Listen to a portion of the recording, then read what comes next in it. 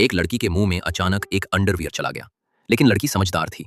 उसने जल्दी से पकड़ लिया, वरना आज रात वही उसे निगल जाती। लड़की ने पूरी ताकत लगाकर उसे मुंह से बाहर निकाला।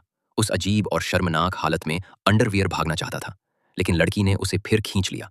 उसने गुस्से में उसे बीच से फाड़ दिया और जमीन पर गिर पड़ी। फिर वो एक कब्र के पास पहुंची। उसने नंगी हाथों से एक बूढ़ी औरत की कब्र खोद डाली। जितना वो देखती गई, उतना ही उत्साहित होती गई। आखिर उसने बूढ़ी औरत का ताबूत पा लिया। उसने पूरी ताकत से ताबूत का ढक्कन खोला। यही वही बूढ़ी औरत थी जिसने उसे श्राप दिया था। लड़की ने श्रापित बटन निकाला और उसे बूढ़ी औरत के हाथ में रखना चाहा, लेकिन बूढ़ी औरत के हाथ अलग ही नहीं हो रहे थे। गुस्से में लड़की ने लोहे का डंडा उठाया और प्रहार किया। उसने बूढ़ी औरत के मुंह पर जोर का वार किया, फिर बटन उठाया और सिर ऊपर करके श्राप के मंत्र दोहराने लगी।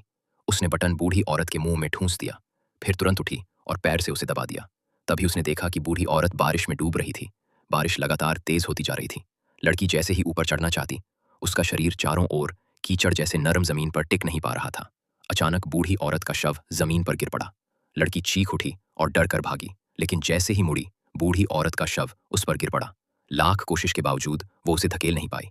लड़की कुचल गई और पानी में डूब गई। उसे लगा कि अब वो मर जाएगी, मगर सौभाग्य से लड़की जाग उठी और पानी के गड्ढे से बाहर निकल आई। वो दौड़कर घर गई और ठंडे पानी से स्नान किया। श्राप से मुक्ति पाकर उसने चैन की सांस ली।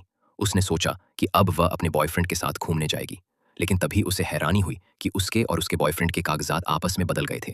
वो पत्र जिसमें बटन था, उसने अपने पास नहीं रखा था। जब उसने देखा कि उसका बॉयफ्रेंड लिफाफे से वही बटन निकालकर उसे लौटाना चाहता है, तो लड़की डर से जड़ हो गई। वह यकायक पीछे हटी और प्लेटफॉर्म से गिर गई।